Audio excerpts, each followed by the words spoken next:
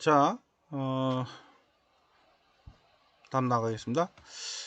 통계하고 통계학. 아까 제가 잠깐 언급을 했던 내용이 이제 정리가 되어 있습니다. 그래서 통계란 어떤 현상을 종합적으로 한눈에 알아보기 쉽게 일정한 체계에 따라서 숫자로 나타내는 것을 의미한다. 그리고 통계학은 위의 통계로부터 의미 있는 정보를 추출하고 이를 토대로 불확실한 사실에 대한 합리적인 의사결정을 할 수 있게 하는 학문이다 라고 하는 거죠. 뭐 통계와 통계학의 정의니까 이 정의 정도는 좀 우리가 알아놨으면 좋겠고요. 이 내용에 대해서는 이제 거기에 16페이지에 이제 정리를 해놨습니다. 생활에서의 예측과 전망. 우리가 그 생활에서 이제 어떻게 보면 이제 결과를 미리 알 수 있는 그런 이제 단순한 과학 실험과는 달리, 뭐 우리가 과학 실험 같은 경우는 이제 결과를 이제 미리 알 수 있죠. 근데 이제 현재 이제 관심을 두고 있는 문제라든가 그다음에 이제 미래에 대한 결과에 대해서는 이제 우리가 궁금해하는 경우들이 많잖아요. 그리고 과거에 일어났던 일들이 미래에 어떻게 영향을 미칠 것인지 이런 것들이 아주 많은 관심의 대상이긴 해요. 그런 궁금증을 이제 통계학으로 이제 우리가 예측을 하고 전망을 해보는 거죠. 특히 이제 우리 그 비가 오거나 하는 그 이제 뭐 여러 우리가 이제 그 날씨 같은 경우가 대표적인 건데, 그 어떻게 보면 이제 우리가 뭐 질문을 던졌네요. 여름방학이 시작하게 되면 다음 주에 주말에 이제 우리가 MT를 가려고 하는데 그때 비가 올 것인가 라는 질문을 던졌어요. 이거는 뭐 날씨 기상도에 따라서 비가 올지 안 올지 예측을 하잖아요. 근데 그것도 예측이지 실질적으로 100%딱 맞아떨어지지는 않죠. 안 올 수도 있고 올 수도 있죠. 근데 이제 대체적으로 이제 이런 예측에 관련된 분야에서도 우리가 이제 통계학을 많이 쓰게 되는 그런 개념이고요. 그 다음에 투자할 때도 마찬가지예요. 내가 이제 부동산 투자를 하는데 부동산에 투자할 건지 아니면 주식에 투자할 건지 뭐 하잖아요. 이걸 우리가 알면 사실은 뭐 다 떼돈을 벌 수가 있을 텐데, 그러면 그러한 투자처를 결정을 하기 전에 그래도 그냥 모호하게 그냥 우리 동전 동전 이렇게 뒤집어서 선택하는 것보다는 기존의 어떤 절차들을 가지고 어떻게 변화해 왔고 앞으로 어떻게 될 건지를 예측을 하게 되면 그래도 맞을 확률이 더 높은 거죠. 그 외에도 뭐 대통령 지금 이제 내년 선거철이다 보니까 뭐 요즘 아주 그 이런 통계를 하는 그 회사들이 아주 바빠졌죠. 그래서 뭐 그 경선 결과라든가 아니면 이제 당과의 당, 그다음에 그 사람과의 사람의 이제 인지도라든가 이런 것들을 계속 평가를 하고 있는데, 대통령 후보 중에 누가 당선이 될 것인가라고 하는 거, 이것도 사실 아직은 모르잖아요, 그죠? 그냥 예측만 하고 있는 거지. 그리고 이제 뭐 야구에서 1사 2루 3루에 이제 주자가 있는 상황에서 왼손 투수를 상대하는데 어떠한 전략으로 선택을 할 거냐라고 하는 거죠. 이것도 야구 선수의 그 각각에 대한 기량이 있고 그 사람에 대한 데이터들이 다 있을 거 아니에요. 그거를 분석을 해서 이번에는 어떤 상대로 해서 상대를 해야겠다, 이런 것들이 나온다는 거죠. 그냥 어, 막 아무나 그냥 내보내는 개념이 아니고 그걸 다 분석을 해서 짜가지고 이제 예측해서 하는 거거든요. 이런 분야에서 야구나 경기 분야에서까지도 이렇게 이제 예측하고 전망을 분석을 해서 결국은 활용을 하고 있다, 이렇게 이제 보시면 될 것 같아요. 그 다음에 이제 다음 또 이제 현재로서는 결과를 알 수는 없지만, 그죠? 이러한 궁금증을 풀기 위해서 각 분야의 전문가들이 이제 예상하는 전망과 예측에 기울을 기울이게 되는 거죠. 우리 TV 토론을 보면, 뉴스라든가 토론을 보면 그 해당하는 각각의 전문가 분야들의 전문가들이 예측을 하잖아요. 근데 이제 사람마다 다 의견이 다 다르잖아요. 결국은 이 사람은 이렇게 분석했더니 이렇게 나오더라. 저 사람은 저렇게 나오더라. 이렇게 이제 또 약간 자기들의 어떻게 보면 생각도 약간 포함이 돼 있는 부분도 있긴 한데, 그렇다고 막 모호하게 막 얘기하는 건 아니죠. 어느 정도의 데이터가 백데이터가 있기 때문에 그거에 대한 예상과 예측을 내놓고 있는 거죠. 그렇게 하고 또 맞아 떨어지니까, 그 사람들이 맞아 떨어지면 그 사람은 아주 잘 예측을 한 사람, 통계 분석을 잘한 사람, 이렇게 이제 표현이 돼서 TV에 많이 나오고 있죠. 우리 이제 이제 기상 분석에서 우리가 알고 있듯이 이제 장마 전선에 따라서 이제 근데 뭐 우리 항상 느끼는 거지만, 이 기상에 대한 예측은 안 맞는다고 이렇게 느끼는 경우가 많아요. 이제 이것도 사실 지역마다 다를 수가 있거든요. 그 다음에 그때 상황이 자연적으로 변하다 보니까 예측을 해도 빗나갈 수 있는 여지가 상당히 많죠. 뭐 컴퓨터가 아무리 좋아도 자연현상에 대한 변화를 100% 읽을 수가 없는 상태인 것 같아요. 그래서 뭐 얼마나 될지 예측을 해도 결국은 안 맞는 경우도 있고 실제 맞는 경우도 많고 그렇잖아요. 그죠? 근데 이제 그 예측에 따라서 틀린 경우들이 좀 많이 생기다 보니까 신뢰성이 좀 떨어져 가는 것도 있지만, 어느 정도는 요 데이터들이 맞기 때문에 우리가 참고를 해서 생활을 하고 있는 거죠. 틀려도 이게 뭐 자연적인 현상이니까 그렇다, 이렇게 이제 이해하면 도움이 될 거라고 생각이 됩니다. 어쨌거나 이제 이런 기상에 대한 예측 전망, 그죠? 그리고 이게 매년, 그리고 아주 오랫동안 데이터들을 분석을 해놓고 하기 때문에 거기에 따른데, 가끔 이제 그런 얘기 하잖아요. 뭐 100년 만에 나온 현상이다, 뭐 이런 얘기들이 아주 많이 하고 있죠. 그러니까 100년이나 지금이나 100년 전이나 지금이나 완전히 다른 환경을 가지고 있기 때문에 달라질 수밖에 없는 거죠. 그런 거는 이제 그렇게 이해를 하시면 될 것 같고, 그 다음에 이제 경제 지표에서도 우리가 많이 쓰고 있죠. 그래서 특히 이제 경제 전문가들은 이런 그, 그 경제에 대한 예측하고 전망을 아주 많이 활용을 하고 있어요. 그래서 특히 이제 뭐 경제 지표에서는 우리 부동산이라든가 부동산 경기, 최근에는 뭐 워낙 부동산들이 변화가 너무 심했잖아요. 뭐 지금 사실은 이제 이해가 안 가는 부분이긴 한데, 아파트 32평 뭐 이런 아파트 조그만 거가 뭐 15억 20억 한다는 게 도저히 이해를 뭐 할 수 없는 부분이긴 합니다. 우리가 이제 한 30대 정도 초반 때는 전혀 이렇게 예측을 할 수가 없었죠.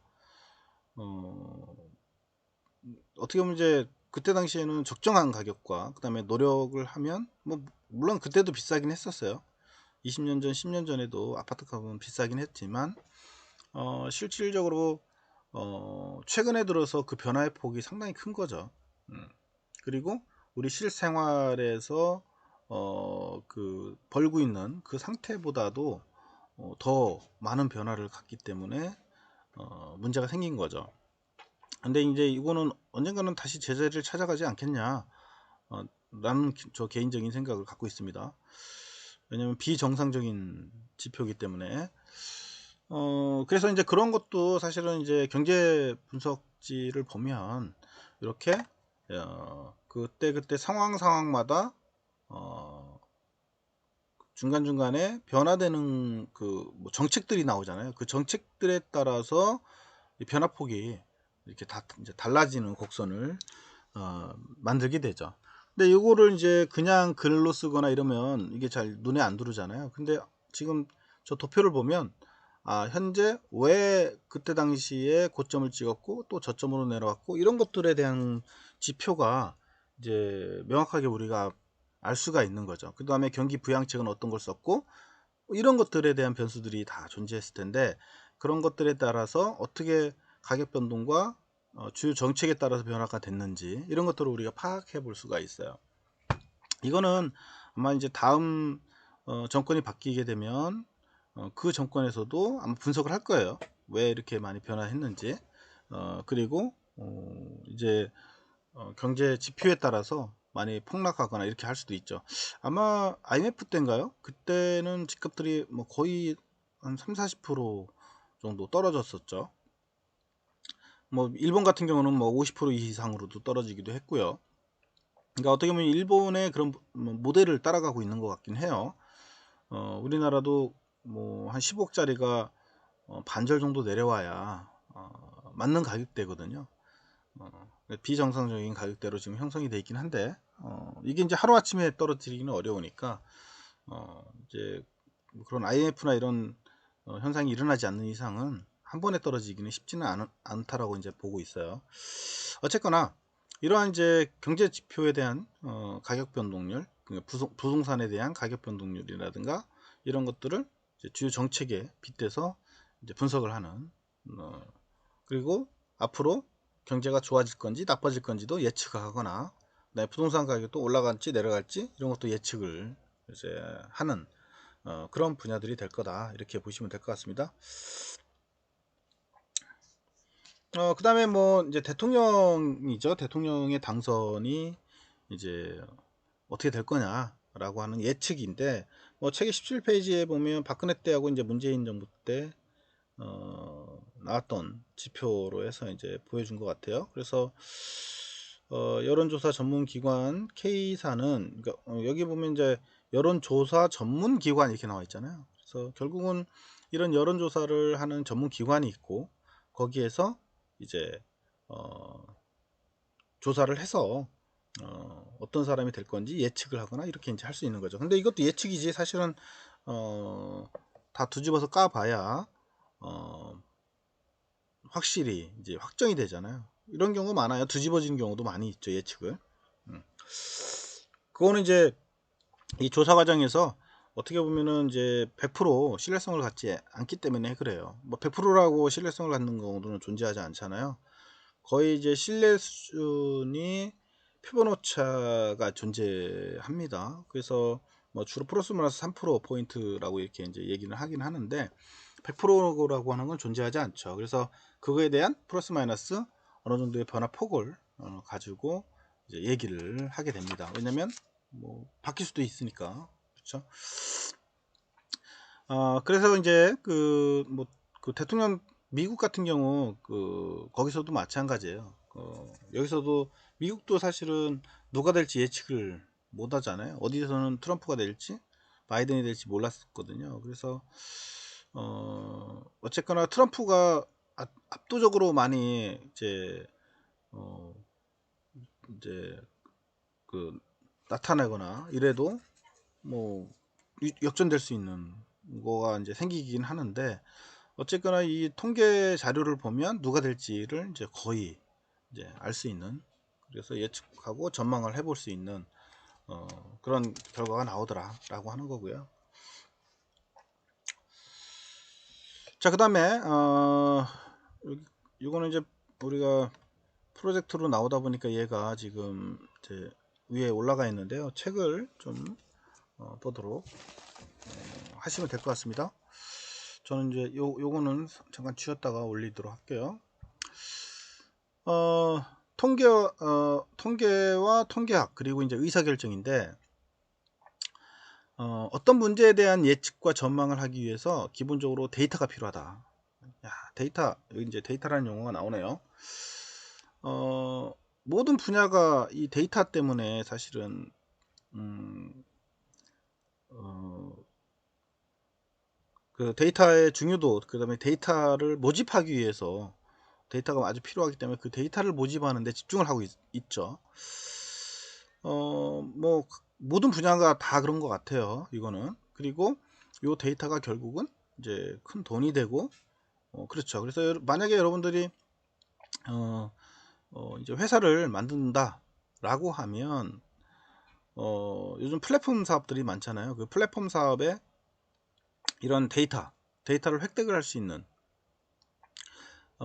그런 분야들을 선택을 해서 그 회사를 차리면 성공할 확률이 좀 있는 것 같아요. 그래서 저도 예전에 이제 뭐 지금 사업을 하고 있지만, 예전에는 그 제가 하는 사업은 그냥 뭐 하드웨어, 이게 제조업이죠, 제조. 하드웨어를 만들어서 이제 로봇을 만들고 그 로봇을 가지고 이제 활용하고 뭐 이런 정도였었거든요. 근데 제가 사업하기 당시에 주로 이런 플랫폼 사업자들이 사실 빈곤했었어요. 왜냐면 뭔가 팔 수 있는 거는 그때 당시는 없거든요. 그냥 만들어 놓고 서비스만 해야 하는 그런 입장이 많았었어요.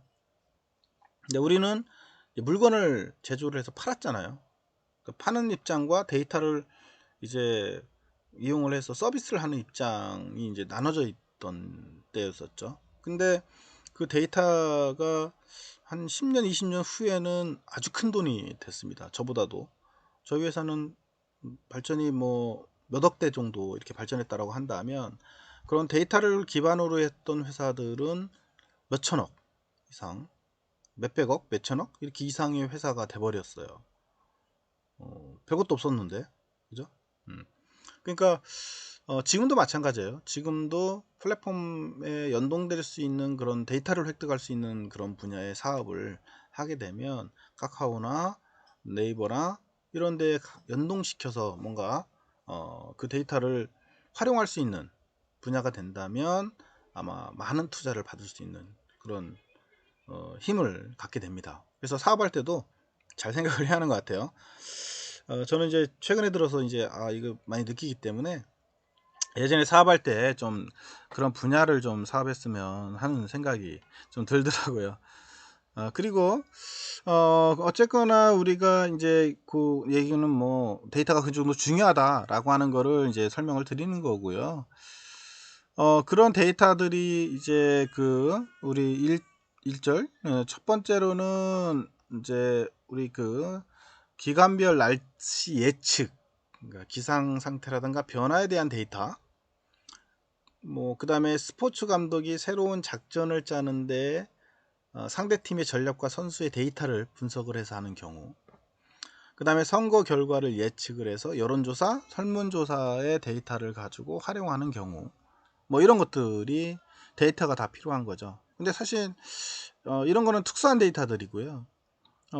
우리가 데이터들 중에 이제 뭐 맛집을 찾아간다든가, 우리 내비게이션 일례로 내비게이션이 이제 초기에 공짜로 많이 이렇게 제공해 줬거든요. 근데 이제 그게 이제 결국은 그냥 공짜로 해줬지만 사용자 입장에서는 내가 어디로 가고 어느 방향으로 가고 이런 것들에 대한 이동 데이터를 다 볼 수가 있잖아요.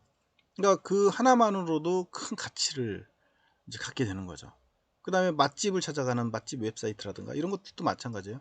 내가 어떤 위치에 어떤 맛집들을 찾아가는지, 어느 지역에 이런 데이터들이 쌓이게 되죠.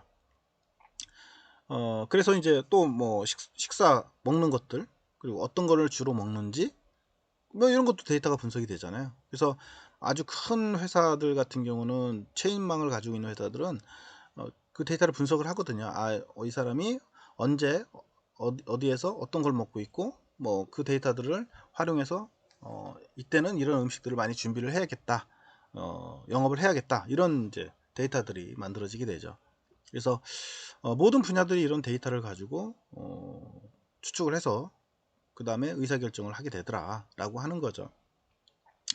그래서 수집한 데이터를 이용해서 예측과 전망을 하기 위해서 우선 데이터를 가지고 데이터가 가지고 있는 정보를 쉽게 파악할 수 있도록 나타내는데 나타나는 것이 필요한데 이를 통계라고 한다 라고 하는 거죠. 그러니까 데이터도 그냥 데이터가 아니라 데이터가 가지고 있는 정보를 파악을 해야 하는 거죠. 아까 했던 것처럼 분야마다 다 틀리다라고 하는 거죠. 그래서 그 데이터가 가지고 있는 정보를 쉽게 파악을 할 수 있는 부분이 중요한 거죠.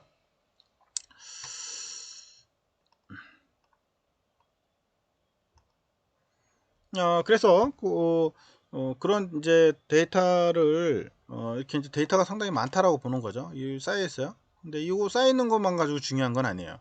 데이터만 많으면 뭐예요? 그 데이터를 우리가 이렇게 이제 볼 수 있게 보기 쉽게 자료로 편집을 하거나 아니면 그래프화 시키거나 해서 보여줘야만 되는 거죠. 근데 이 데이터가 잘못된 데이터면 요거는 다 거짓인 데이터 정보가 되는 거죠. 그래서 데이터의 확보의 방향도 중요하고 그 데이터가 어떤 데이터인지 분류를 하는 것도 상당히 중요한 그런 역할을 가지고 있다라고 보시면 될 것 같고요. 여러분들 그 18페이지 그 중간에 이제 정리를 해놨어요. 통계에 대한 정의를 해놨으니까 이건 좀 잘 알고 있도록 하시고요. 일상생활이나 여러 가지 현상에 대한 자료를 한눈에 알아보기 쉽게 일정한 체계에 따라서 숫자로 나타낸 거를 이제 우리가 통계라고 한다 라고 하는 거죠.